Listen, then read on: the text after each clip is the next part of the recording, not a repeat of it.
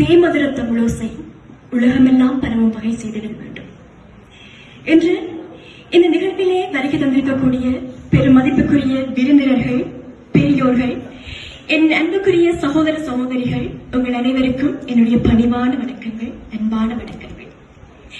என்று இந்த விவேகானந்தா வித்யாலயத்திலே நான் விவேகானந்தருடைய ஒரு வாக்கியத்தோடு என்னுடைய உரையினை தொடங்கி இருக்கின்றேன். விவேகானந்தர் அழகாக கூறுவார், தனித்திரு, விழித்திரு, பசித்திரு. தனித்திரு, விழித்திரு, பசித்திரு. நீ வெற்றி பெறுவதற்கு அதுதான் வழி என்று விவேகானந்தர் அழகாக கூறுவார். இதற்கான இந்த வாக்கியத்திற்கான அர்த்தம் இப்போது புரியாவிட்டாலும் என்னுடைய உரையின் முடிவிலே உங்களுக்கு புரிந்து விட்டது என்று சொன்னால் அதுதான் என்னுடைய உரையினுடைய வெற்றியாக, என்னுடைய வெற்றியாக எனக்கு இருக்கும். அந்த வகையிலே என்னுடைய பெயர் அபிராமி. நான் இலங்கையின் கிழக்கு பல்கலைக்கழகத்திலே மருத்துவ பீடத்திலே 4ஆம் வருடத்திலே கல்வி கற்றுக் கொண்டிருக்கின்றேன். என்னுடைய தரம் 1 தொடக்கம் 9 வரையிலே கிளிநொச்சி திருவியார் மகாவித்யாலயத்திலும், 9லிருந்து காப்போத்தா உயர்தரம் வரையிலே கிளிநொச்சி மகாவித்யாலயத்திலும் என்னுடைய கல்வியினை கற்றேன். இதுதான் என்னுடைய பின்புலம். சரி, நாங்கள் இப்போது விடயத்திற்கு வருவோம். மாணவர்களாக இருக்கக்கூடிய எங்கள் எல்லோருக்குமே ஒரு இலக்கு இருக்கும், ஒரு இலட்சியம் இருக்கும் இல்லையா?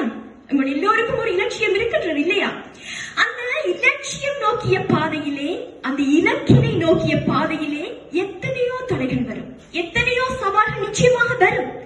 அந்த அப்படியான சவால்களை, அப்படியான தடைகளை எல்லாம் நாங்கள் எப்படி தகர்த்தெறிந்து முன்னோக்கி செல்வது, அல்லது நான் எப்படி சென்றேன் என்பதனை நான் கற்று உணர்ந்து கண்டு உணர்ந்து அந்த விடயங்களை நான் பகிரப் போகின்றேன். உங்களுக்கு ஏதேனும் பிரயோசனமாக இருந்தால் அதனை நீங்கள் நிச்சயமாக எடுங்கள், பிரயோசனமாக இருக்கும் என நம்புகின்றேன்.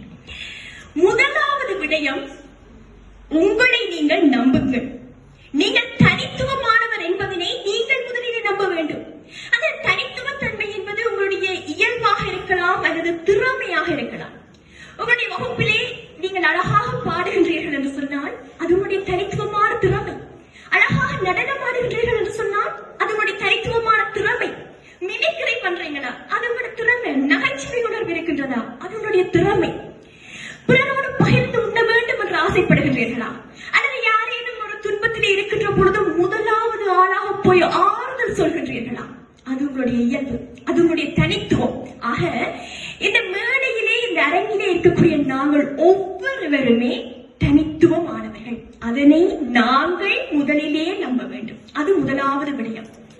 இரண்டாவது விடயம், யாரோடும் எந்த சந்தர்ப்பத்திலும் எவரோடும் உங்களை நீங்கள் ஒப்பிட்டுக் கொள்ளாதீர்கள்.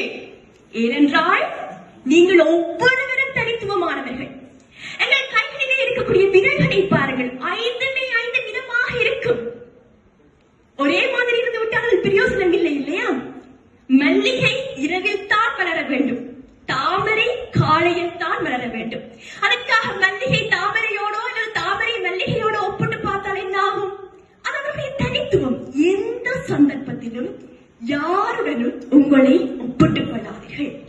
மாணவர்களாக இருக்கக்கூடிய நாங்கள் எல்லோருமே மொட்டுக்களை போன்றவர்கள். எங்களுக்கான நேரம் வருகின்ற பொழுது நாங்கள் நிச்சயமாக வளர்வோம். ஆனால் அந்த நேரத்திற்காக நாங்கள் காத்திருக்க கூடாது. அந்த நேரத்தினை நாங்கள் உருவாக்கிக் கொள்ள வேண்டும். அதுதான் இன்றைய இந்த தலைமைத்துவ சேரவர்களுடைய வெற்றியாக இருக்கும். அது இரண்டாவது விடயம்.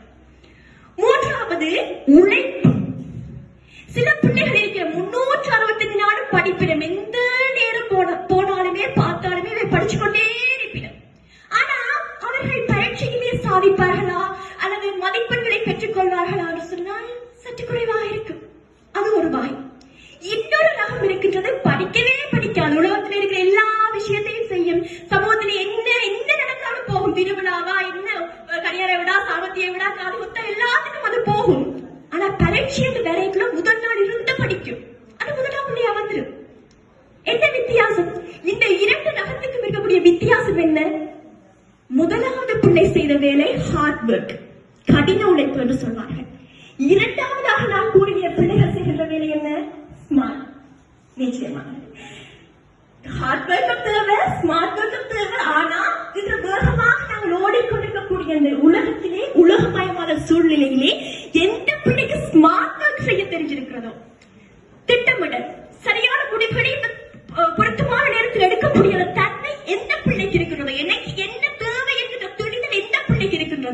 அந்த பிள்ளை முன்னாடி சென்று கொண்டிருக்கும். என்ன நான் அழகாக தெளிவாக கூறுவது என்று சொன்னால், கற்பனை செய்யுங்கள், உங்களுக்கு முன்னால் ஒரு உயரமான சுவர் இருக்கின்றது. உயரமான சுவர். அந்த சுவருக்கு அந்த பக்கத்திலே புதையல் கொட்டி கிடக்கின்றது. பொன், வைரம், மாணிக்கம் எல்லாம் உங்களுக்கு என்ன வேணுமோ, உங்களுக்கு என்ன பிடிக்குமோ எல்லாமே நிறைஞ்ச ஒரு புதையல் இருக்கு. புதையல். இந்த நான் சொன்ன முதலாவது ஹார்ட் ஒர்க் செய்யற பிள்ளை என்ன செய்யும்? அந்த சுவரை உடைச்சா தான் நான் புதையல் எடுக்கணும். அந்த முதலாவது பிள்ளை என்ன செய்யும்? கடப்பாறை எடுக்கும், மண்வெட்டி எடுக்கும், கோடாலி எடுக்கும், என்னென்ன இருக்குமோ அதெல்லாம் வச்சு அந்த சுவரை உடைச்சு அதுக்கு பிறகு அந்த புதையலை நோக்கி நான் பெற்றுக்கொள்வேன் என்று அந்த பிள்ளை ஆசைப்படும். ஆனா அந்த பிள்ளை பெற்றுக்கொள்ளும். ஆனால் நான் சொன்ன ஸ்மார்ட் ஒர்க் செய்யற பிள்ளை என்ன செய்யும்? ஒன்று செய்யாது. ரெண்டு ஏணி வாங்கும். சுவருக்கு இந்த பக்கம் ஒரு ஏணி, அந்த பக்கம் ஒரு ஏணி.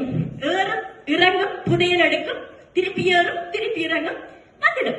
அதுக்கு எப்பப்ப வேண்டுமோ அப்பப்ப எல்லாம் அந்த ஏணியை பயன்படுத்த புதையல் எடுத்துக்கொண்டே இருக்கும். ஆக இந்த வேகமான உலகத்திலே என்னுடைய சிந்தனை, எண்ணம், முடிவெடுக்கக்கூடிய அந்த புத்தி சாதுரியம் சரியாக இருந்தால் எங்களுக்கான புதையலை நாங்கள் சீக்கிரமாக பெற்றுக்கொள்ள முடியும். இது மூன்றாவது விடை. நான்காவது விடயம், எங்களுடைய வெற்றி எங்களிலும் தங்கி இருக்கின்றது, நம்மை சூழ இருப்பவர்களிலும் தங்கி இருக்கின்றது. உங்களுடைய நண்பர்களை சரியாக தேர்ந்தெடுத்துக் கொள்ளுங்கள். சினிமால வேற இந்த ஹீரோ வருவார், ஹீரோக்கு பின்னால் ஒரு 10 பேருடைய நண்பர்கள் வருவார்கள். ஒவ்வொருவர்களுடைய கைகளிலுமே சிகரெட் இருக்கும், மதுபான போதல் இருக்கும். அது அல்ல நட்பு, அது சினிமா தனம். ஆனால் எங்களுடைய நிஜ வாழ்க்கையிலே, எங்களுடைய ரியல் லைஃபிலே ஒரு நண்பன் இருந்தாலும் உண்மையான நண்பனாக இருக்க வேண்டும். உங்களுடைய முன்னேற்றத்தை, உங்களுடைய வெற்றியினை தன்னுடைய வெற்றியாக கொண்டாடக்கூடிய ஒரு நண்பன், ஒற்றை நண்பன் வாய்த்து விட்டாலே என்னுடைய வாழ்க்கை புரண்டு போகும். உங்கள் எல்லாருக்குமே தெரிஞ்ச ஒரு உதாரணம் தான். ஒரு கூடையிலே 4 ஆப்பிள்கள் இருக்கின்றன. ஒரு ஆப்பிள் படுக்கான என்ன செய்யும்? அதுல இருக்கிற பாக்டீரியா, அதுல இருக்கிற கிருமி, பக்கத்து ஆப்பிள், பக்கத்து ஆப்பிள், பக்கத்து ஆப்பிள் சொல்லி 4 ஆப்பிளுமே கெட்டு போயிடும். உங்களுடைய ஒரு நண்பன் தவறான பாதைக்கு சென்றால் விரும்பியோ விரும்பாமலோ, தெரிந்தோ தெரியாமலோ அவருடைய இயல்புகளை பற்றிக் கொள்ளும். அதுவே ஒரு நல்ல நண்பன், ஒரு சமூக அக்கறையோடு செயற்படக்கூடிய நண்பன், ஒரு சமூக பொறுப்போடு செயற்படக்கூடிய ஒரு நண்பன், ஒற்றை நண்பன் உங்களுக்கு வாய்த்தால் உங்களை அறியாமலே அவனை மாதிரியே நீங்க சிந்திக்க தொடங்கி விடுவீர்கள். ஆக இந்த வயதிலே நல்ல நண்பர்களை தேர்ந்தெடுப்பது மிக முக்கியமான ஒரு விடயம். 5வது, ஆங்கிலத்திலே மென்டர் என்று சொல்லி சொல்வார்கள். மென்டர் அதாவது ஒரு வழிகாட்டி. எனக்கு ஒரு பிரச்சனை இருக்கின்றது, அல்லது எனக்கு ஒரு கலக்கம் இருக்கிறது, எனக்கு ஒரு தெளிவு வேண்டும் என்று சொன்னால் நான் யாரிடம் போய் ஆலோசனை பெறுவது என்கின்ற ஒரு நபர் உங்களுக்கு இருக்க வேண்டும். அது உங்களுடைய அம்மா அப்பாவாக இருக்கலாம், அண்ணா தங்கச்சியாக இருக்கலாம், அதிபராக இருக்கலாம், ஆசிரியராக இருக்கலாம், சர்ச்சில் இருக்கிற ஃபாதராக இருக்கலாம். ஆக உங்களுக்கு பொருத்தமான அந்த வழிகாட்டி யார், அந்த மென்டர் யார் என்பதனை இந்த வயதிலே நீங்கள் ஒவ்வொருவருமே தேர்ந்தெடுத்து வைத்திருக்க வேண்டும். அவர் நம்பிக்கைக்கு உரிய நபராக, உங்களுடைய ரகசியங்களை பேணக்கூடிய நபராக, உங்களை வழிகாட்டக்கூடிய ஒரு நபராக இருக்க வேண்டும்.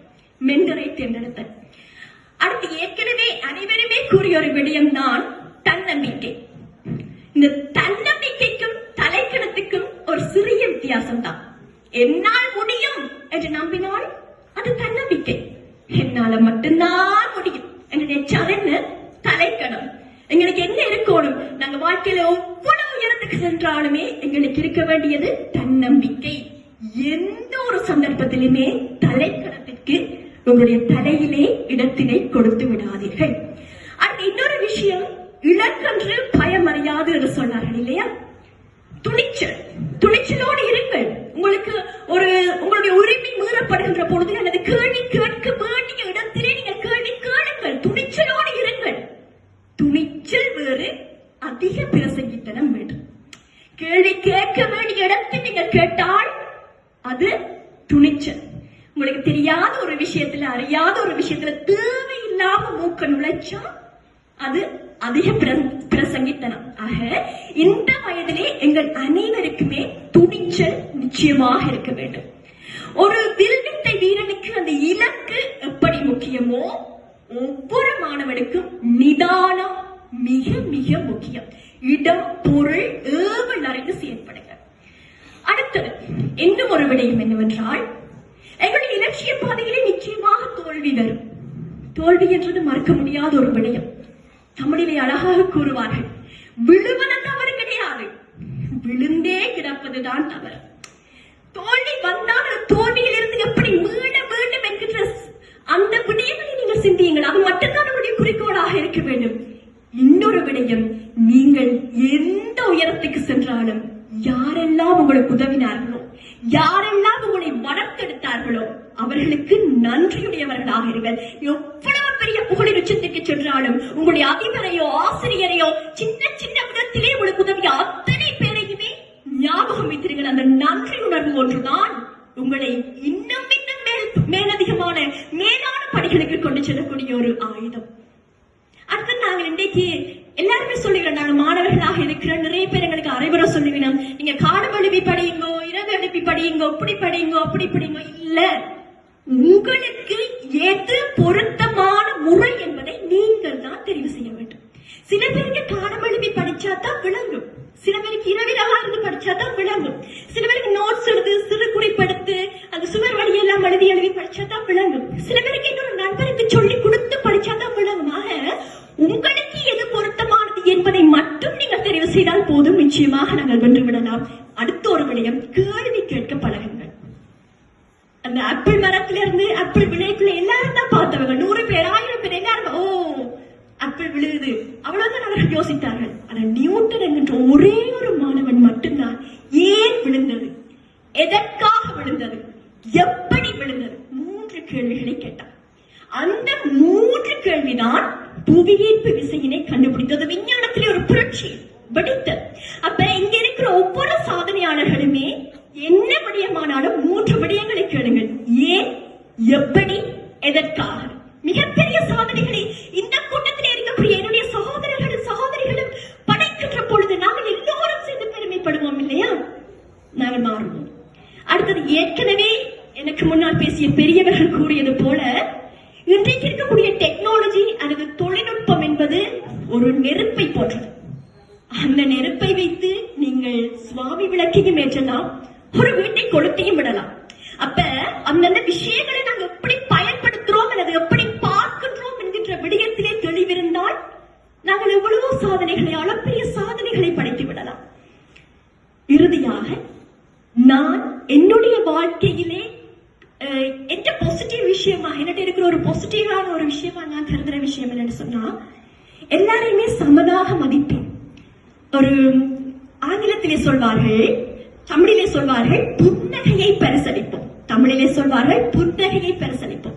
உங்களுக்கு முன்னால யார் இருந்தாலும் ஒரு கவலையான ஒரு சிச்சுவேஷன் அவை போய்கொண்டிருக்கேக்குள்ள, நீங்க சின்ன பிள்ளைங்க, நீங்க சிரிக்கேக்குள்ள அவர்களுடைய அந்த நாள் மாறும்.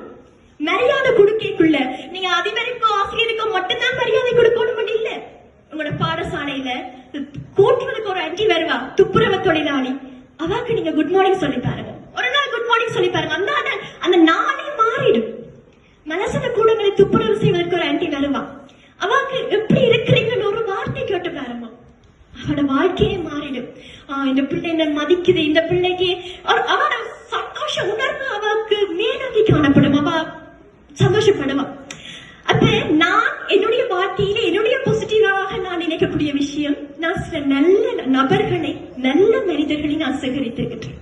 இன்னைக்கு நான் ஒரு நாள் ஹாஸ்பிட்டல் போகிறேன்னு சொன்னா, என் பஸ்மேட்ஸுக்கு நான் வேற தெரியுதோ இல்லையோ, அங்க இருக்கக்கூடிய மைனஸ் ஸ்டாஃப்ஸுக்கு, அட்டெண்டன்ஸுக்கு, அல்லது வாசலில் இருக்கக்கூடிய செக்யூரிட்டி அங்கிளுக்கு, ஐயாவுக்கு, கேண்டீன் ஐயாக்களுக்கு தெரியும் இந்த பிள்ளை இன்னைக்கு வேற இல்லைன்னு சொல்லி. அதுதான் நான் என்னுடைய பாசிட்டிவாக நினைக்கக்கூடிய ஒரு விஷயம்.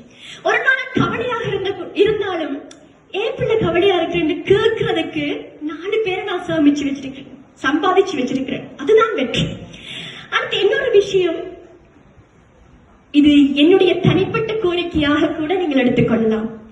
எந்த சந்தர்ப்பத்திலும், எந்த பெரிய இடத்துக்கு நாங்கள் சென்றாலும், எந்த பெரிய உயர்வுக்கு நீங்கள் சென்றாலும், உங்களுடைய மொழி உணர்வையும் இன உணர்வையும் யாருக்காகவும் எதற்காகவும் விட்டுக் கொடுக்காதீர்கள். தமிழ்தான் எங்களை வாழ வைக்கும், எங்கள் மொழிதான் எங்களுடைய அடையாளம், எங்களுடைய இனத்திலே இருக்கக்கூடிய வரலாறும் வீரமும் தான் எங்களுடைய ஒட்டுமொத்த அடையாளம்.